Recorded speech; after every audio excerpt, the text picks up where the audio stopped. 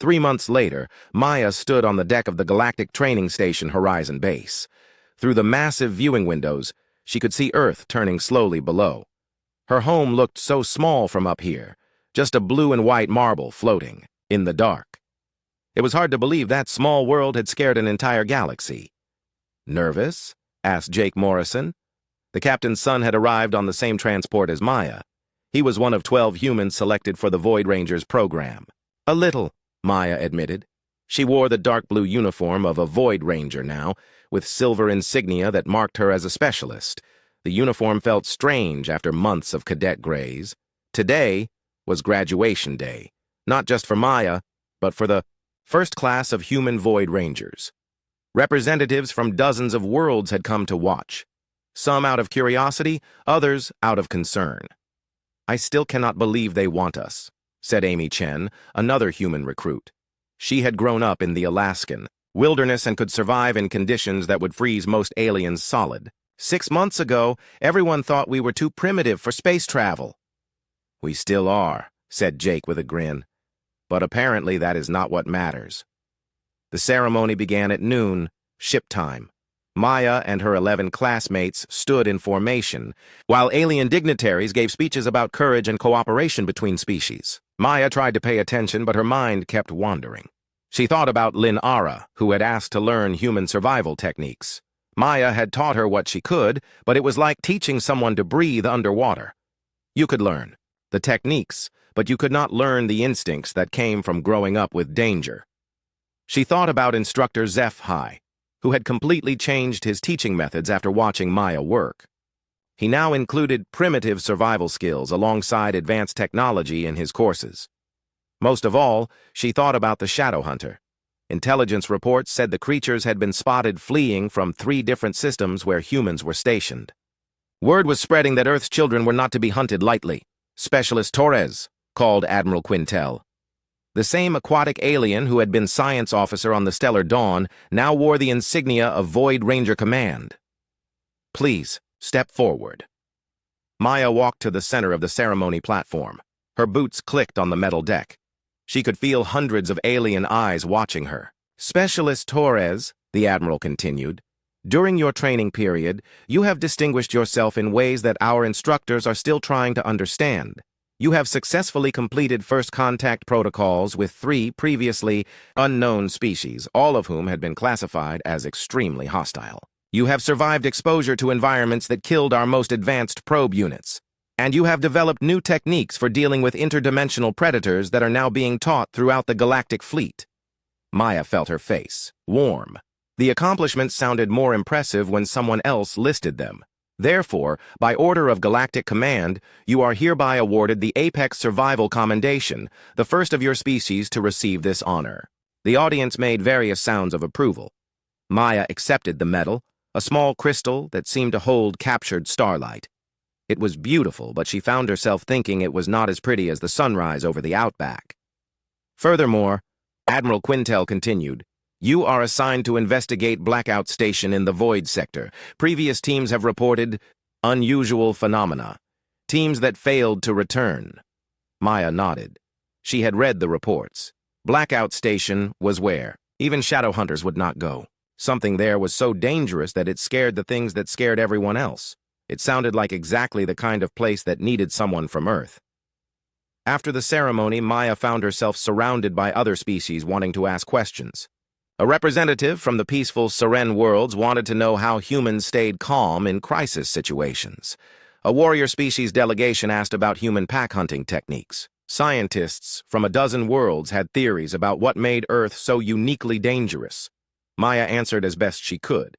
But the truth was simple. Earth was dangerous because it had no choice.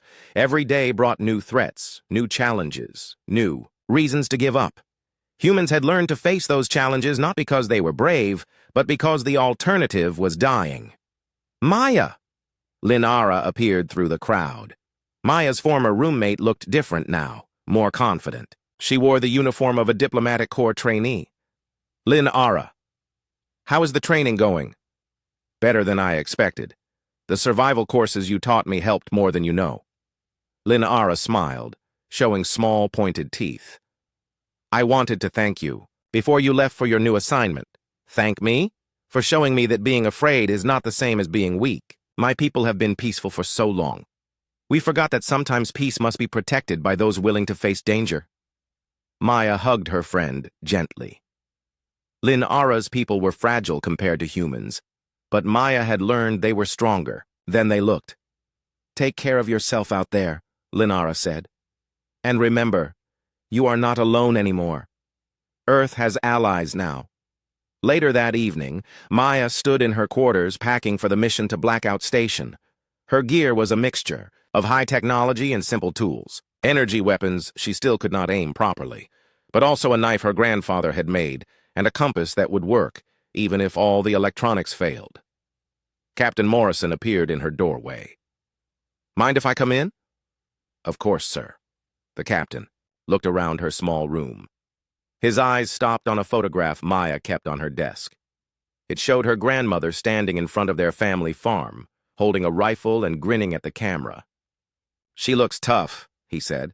Toughest person I ever knew. She raised 6 kids on a farm where the nearest hospital was 200 miles away. Fought off everything from wild pigs to bushfires to drought. Maya picked up the photograph. She always said the secret was not being braver than the danger. It was being more stubborn. Captain Morrison chuckled. That sounds about right for a human. Maya, I want you to know something. When I first joined the Space Service 20 years ago, other species looked at us like we were dangerous animals that had accidentally learned to use tools.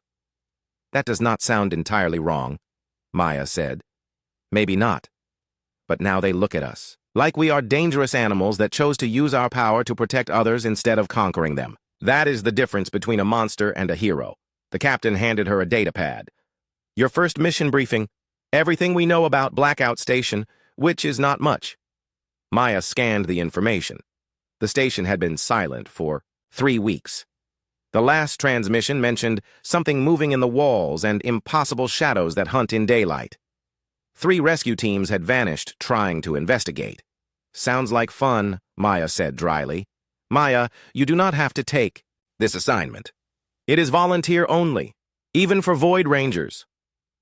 Maya thought about the Shadow Hunter again, about how it had looked at her with something like respect before it left, about all the creatures on Earth that had taught her to stand her ground when something bigger and stronger tried to make her run. Sir, my whole life has been volunteer only. Every day I chose to get up and face whatever wanted to kill me that day. This is just a bigger version of the same choice. Captain Morrison smiled. Your grandmother would be proud. I hope so. She always said the world would make me strong enough for anything the universe could throw at me. Maya finished packing and sealed her gear bag. Tomorrow she would board a ship bound for the darkest part of known space to face something so dangerous that even legends feared it. She was looking forward to it. As she prepared for sleep, Maya looked out her window at Earth one more time.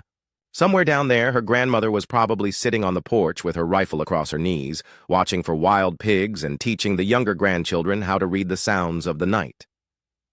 Maya smiled and turned off the lights. Tomorrow would bring new dangers and new challenges, but tonight, she was just a girl from a dangerous world, getting ready to show the universe what that really meant. The stars outside her window seemed brighter than usual, as if they too were looking forward to seeing what happened when Earth's children went hunting in the dark. Maya sat in Captain Morrison's office, feeling small. The human captain looked older than when she had first seen him. The past week had aged everyone on the ship. Tell me again what happened in the central hub, he said. Maya had told the story 3 times already. To the security team, to the medical officers, and to a panel of instructors. Now the captain wanted to hear it himself. I talked to it, Maya said simply. I told it to leave, and it did. You talked to a creature that had killed 12 people across 2 locations. And it just left? Yes, sir. Captain Morrison leaned back in his chair. Maya, do you know what classification Earth has in the Galactic database? Maya shook her head. She had never thought to look it up. Class 12 Deathworld, the captain said. The highest danger rating possible. Most aliens refuse to believe anything intelligent could evolve there. Maya felt her stomach drop. Sir, let me read you something. The captain activated his desk display. Earth, a rocky planet in the outer spiral. 90% of surface species are actively hostile to visitors. Weather patterns include electrical storms that can kill through metallic equipment, temperature variations of over 100 degrees, and regular bombardment from space debris. Planetary fauna includes persistence predators, pack hunters, and creatures capable of killing beings 50 times their size through biochemical weapons. Maya blinked. That is just Tuesday where I come from. Exactly. Captain Morrison smiled grimly.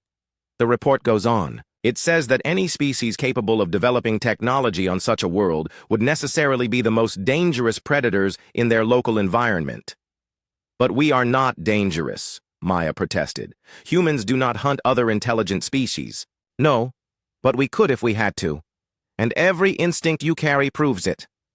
The captain stood up and walked to his window. Outside, stars wheeled slowly past.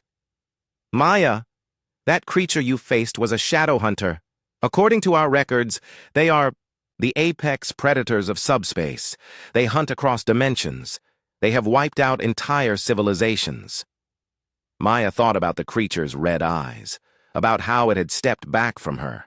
It was afraid of me, she said quietly. It was afraid of what you represent. A creature from a world so dangerous that even apex predators evolved survival instincts to avoid you. The captain turned back to her. Maya, I need to ask you something. Important. Are there others like you on Earth? Maya almost laughed. Sir, I am one of the least dangerous people from my town. My cousin Jake can track a rabbit through a thunderstorm.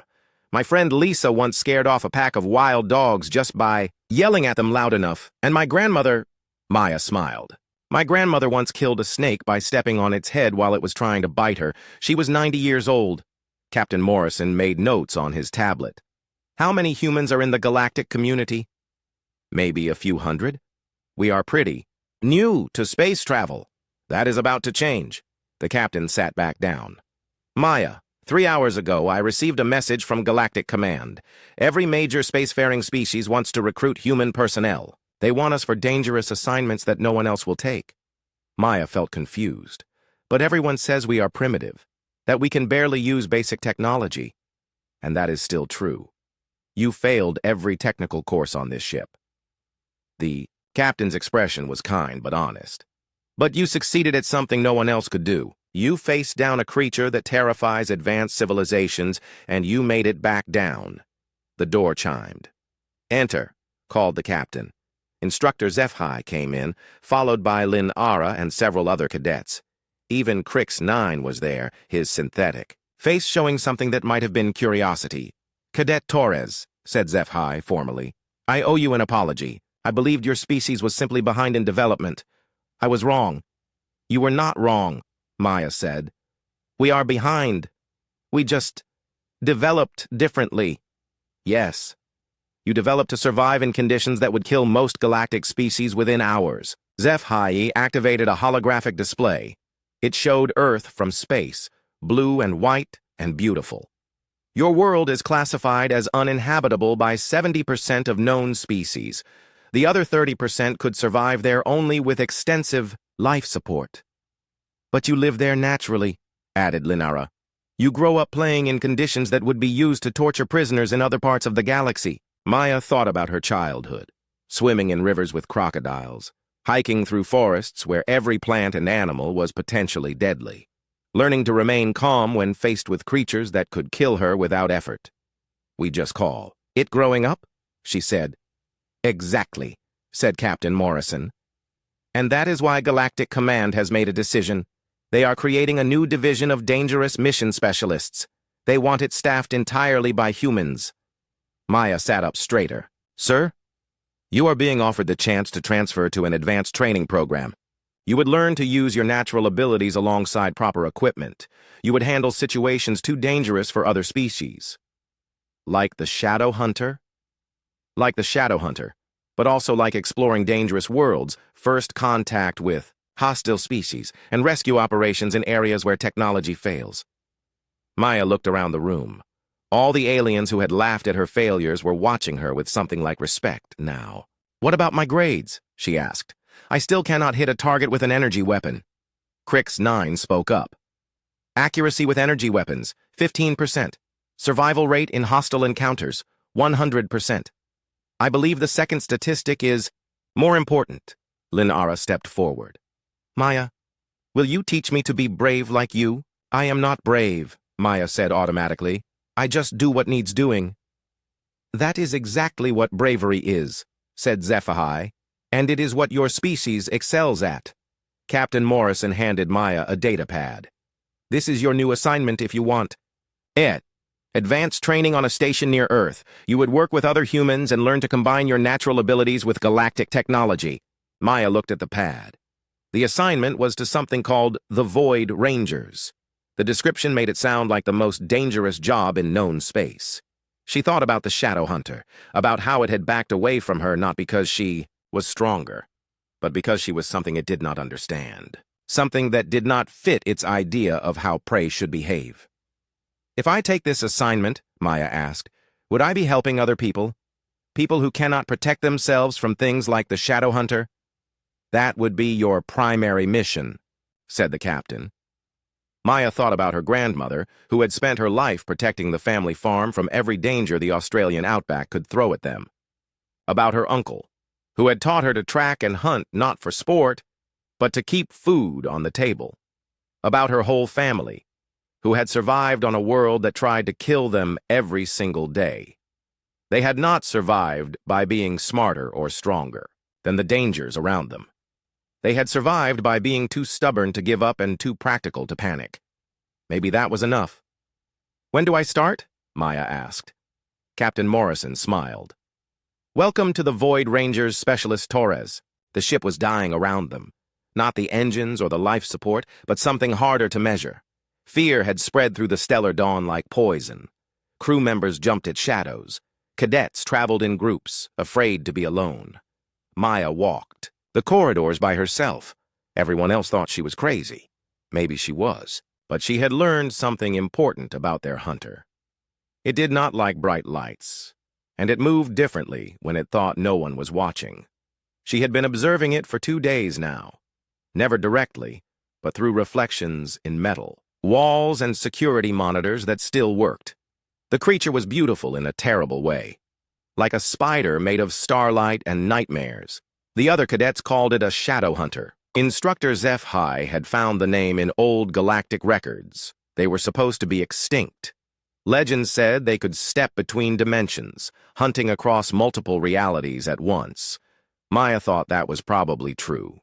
She had seen it disappear into walls and appear somewhere else.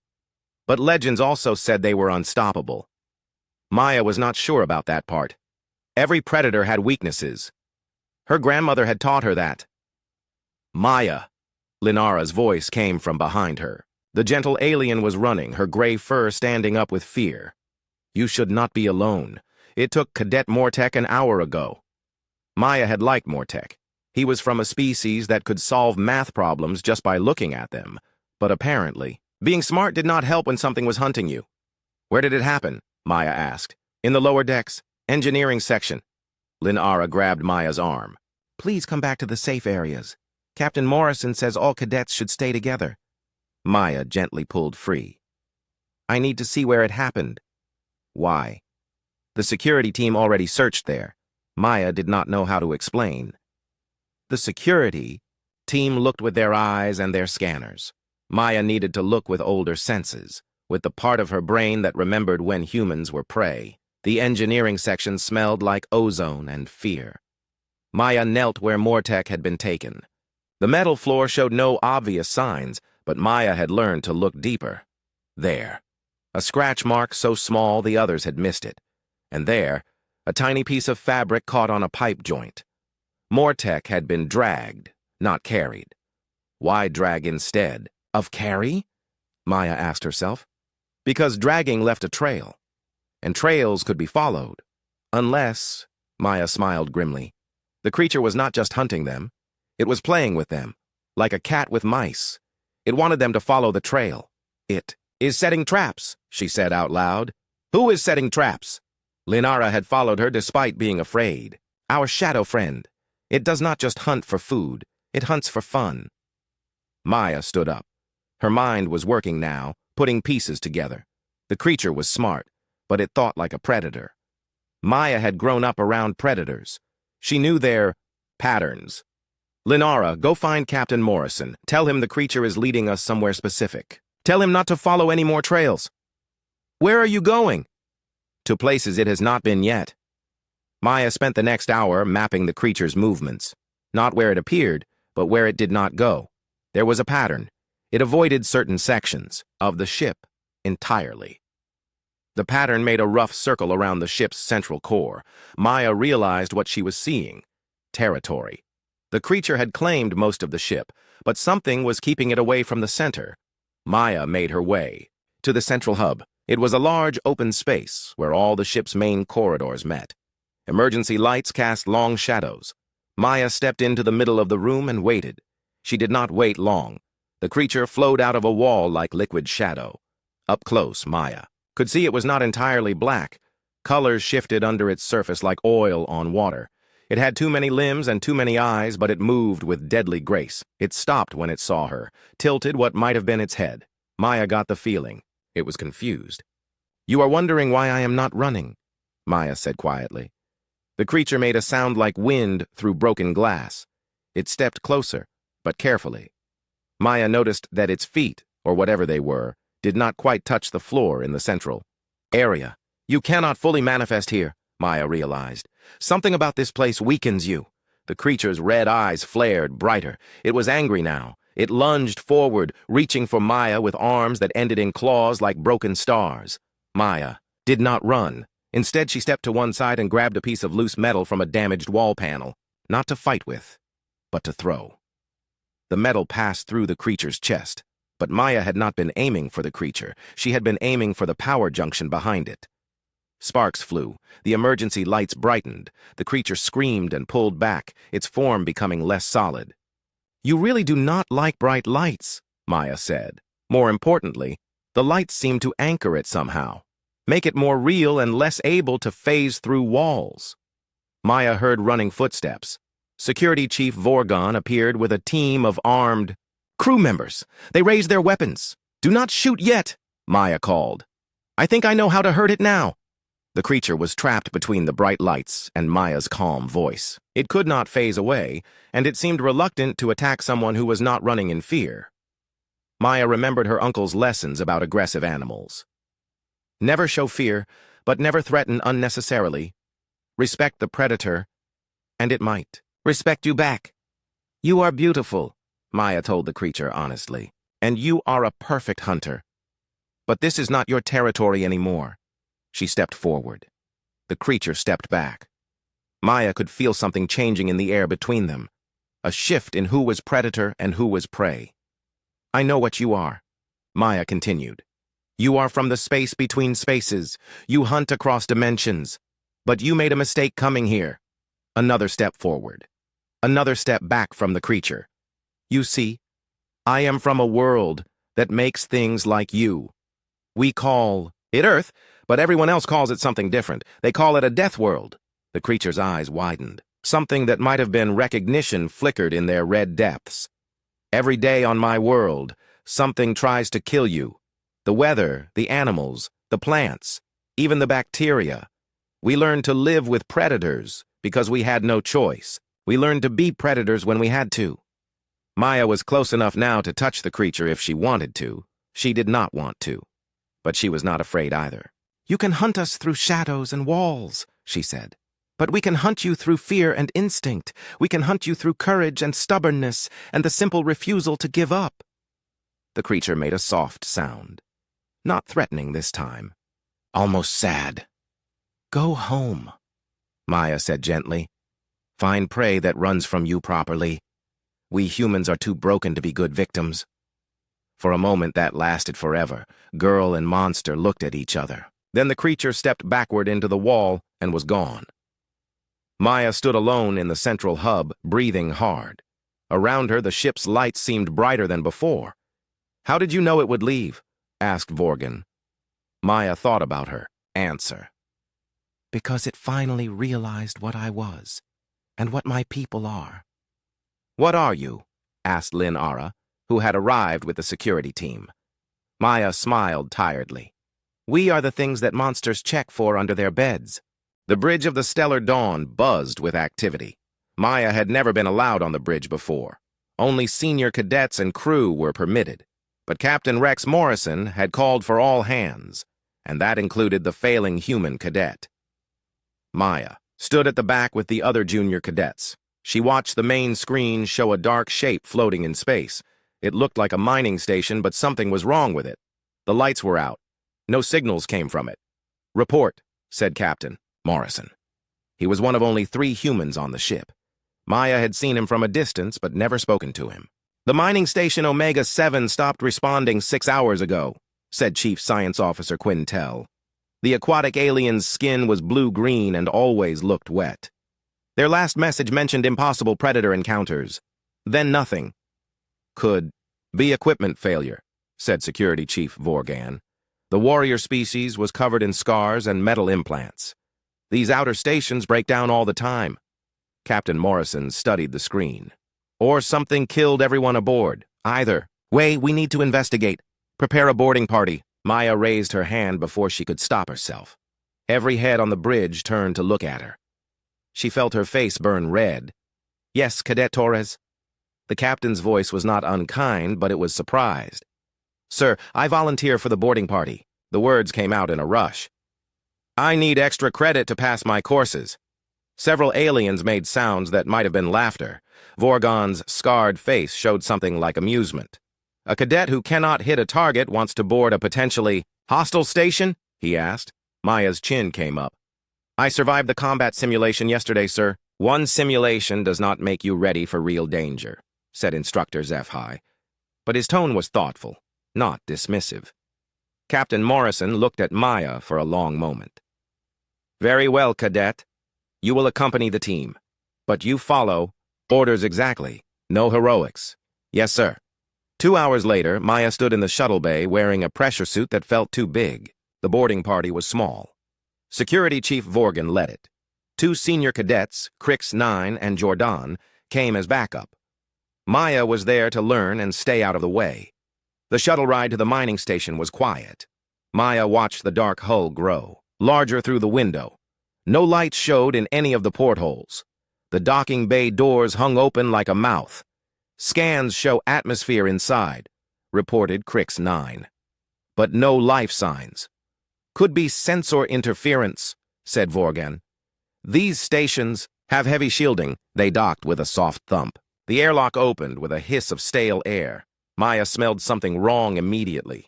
Not dangerous, just off, like meat left too long in the sun. The station's corridors were dark. Their helmet lights cut through the blackness. Maya's boots made soft sounds on the metal floor. Everyone else moved silently. She tried to walk quieter. Main power is down, said Jordan, checking a wall panel. Emergency power only. Where is everyone? Asked Crix 9. 50 people worked this station. Maya looked at the walls as they walked. Something had made marks in the metal. Long scratches like claw marks. But the scratches were huge. Whatever made them was bigger than any animal she knew. Sir, she said quietly. Look at the walls. Vorgan shined his light where Maya pointed. His face went serious behind his helmet glass. Those are fresh, made within the last few days. They found the first body in the cafeteria. Maya had seen dead animals before, but this was different. The miner looked like something had grabbed him and squeezed. His eyes were wide with terror. No external wounds, said Crix 9, scanning with his medical equipment. But every bone is broken. Maya knelt beside the body. She had learned about tracking from her uncle. He always said to look at everything, not just the obvious things. He was running, she said. How can you tell? Asked Vorgan. Maya pointed to the man's feet. His boots are scuffed on the toes, and look at his hands, scratched up like he was climbing or crawling. The synthetic is right, said Jordan, checking his scanner.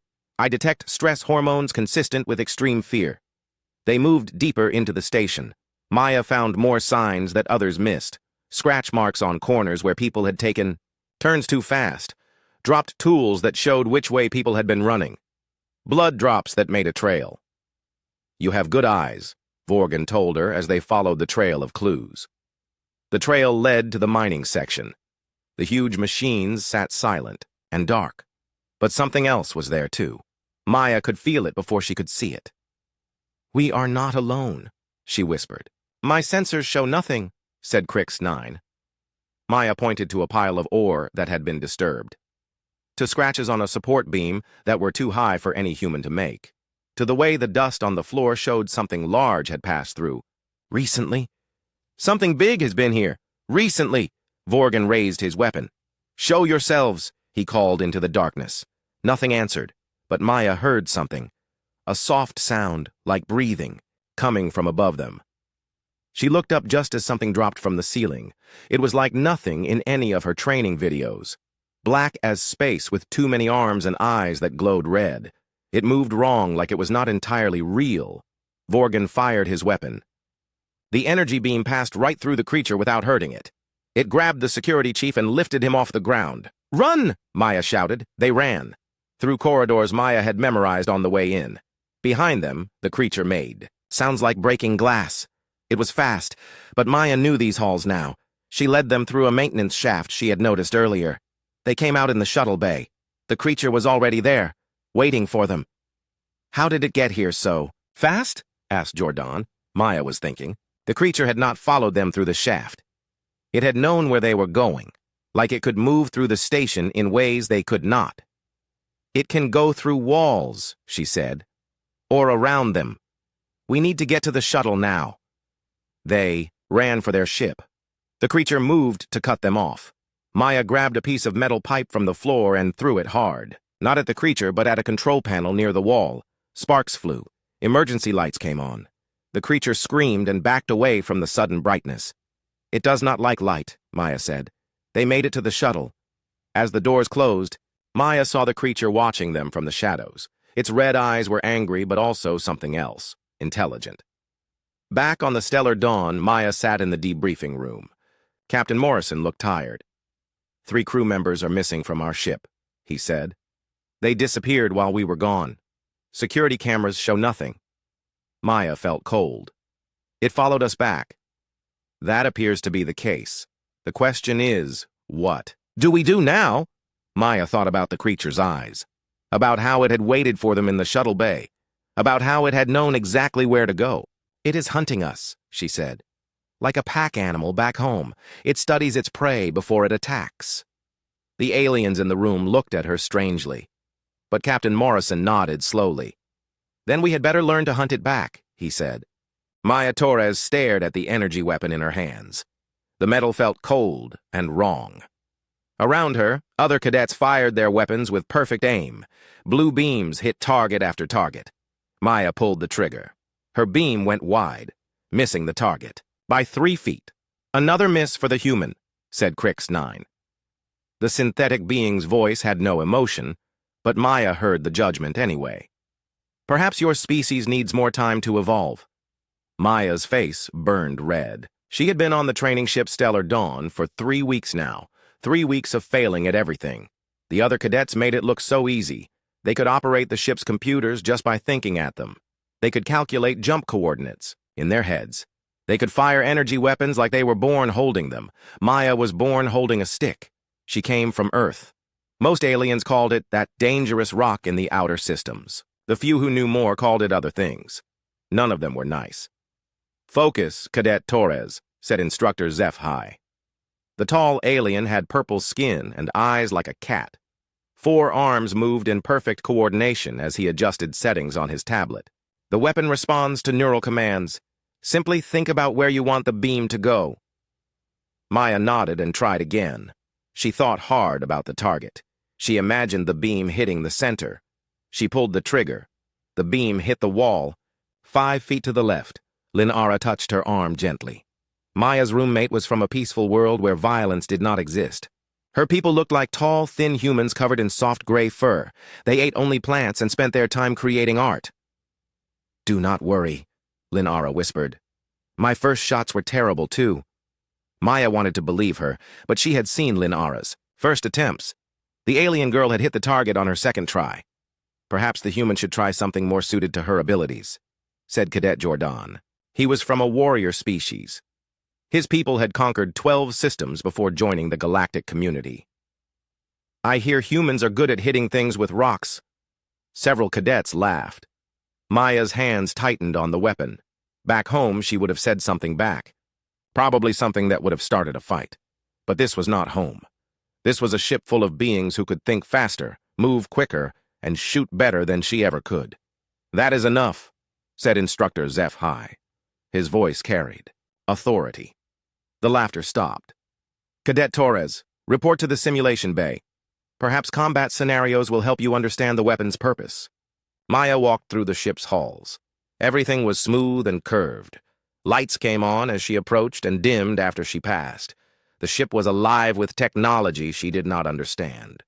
Sometimes she felt like a cave person trying to fly, a spaceship, which, she supposed, was not far from the truth.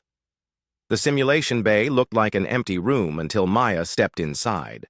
Suddenly, she stood in a forest, not like the forests from her training videos. This was wrong. The trees were too tall. The leaves were silver instead of green. Strange sounds came from the darkness between the trunks. "Scenario beginning," said the computer. "You are alone on an unknown world. Hostile creatures are approaching. Survive for 10 minutes. Maya raised her weapon. She could hear something, moving in the trees. The sound was soft, careful. Whatever was out there did not want her to know it was coming. But Maya did know. She had grown up in the Australian outback. Her grandmother had taught her to listen to the bush. "Every sound tells a story, child," the old woman had said. "Learn to read the stories and you will never be surprised." The thing in the trees was trying to circle behind her. Maya could not see it, but she knew it was there. The way the normal forest sounds stopped in that direction. The way the leaves rustled just a little too much. Maya stepped sideways, not where her eyes told her to go, but where her gut said was safe. The energy weapon felt awkward in her hands, but her feet knew how to move. Her ears knew what to listen for. Something big crashed through the trees where she had been standing a second before. The simulation creature looked like a giant spider made of metal and teeth. Maya did not try to aim the energy weapon. She dove behind a fallen log. The creature jumped over the log. Maya rolled away. She had played this game before, just with different monsters. In the outback, it had been wild pigs and aggressive snakes. The rules were the same. Stay moving. Do not let them corner you. Wait for your chance. The spider thing landed where Maya had been. She was already gone, sliding down a small hill. The creature was fast, but it moved in straight lines. Maya moved like water, flowing around obstacles. She remembered hunting with her uncle. "Animals think in patterns," he had told her. "Learn the pattern, and you know where they will be next." This creature was not an animal, but it still had patterns. It always jumped before attacking. It always went for where she had been, not where she was going. Maya started to understand. The next time it jumped, Maya was ready. She did not try to aim the energy weapon like a computer would. She aimed it like her grandfather had taught her to aim a rifle. Point and shoot. Trust your instincts. The beam hit the creature in what might have been its face. The simulation ended. Maya stood alone in the empty room. She had survived. More than that, she had won. "Interesting," said Instructor HFY. Maya turned. The alien had been watching. "Your accuracy with the weapon was still poor, but your movement patterns were quite sophisticated. How did you predict the creature's behavior?" Maya thought about how to explain. How could she tell him about growing up in a place where everything wanted to kill you? How could she make him understand that her primitive world had taught her things that no computer could? "I just listened," she said finally. HFY made a note on his tablet. "Perhaps we have been training you incorrectly. Your species may require different methods." Before Maya could ask what he meant, alarms began to sound throughout the ship. Red lights flashed. The instructor's tablet began screaming with urgent messages. "All cadets to stations," came the captain's voice over the speakers. "We have encountered something unexpected. This is not a drill." Maya felt her heart start to beat faster, but it was not fear. It was the same feeling she got when she heard a twig snap in the dark back home. Something was hunting them. And for The first time since coming aboard the Stellar Dawn, Maya Torres felt ready.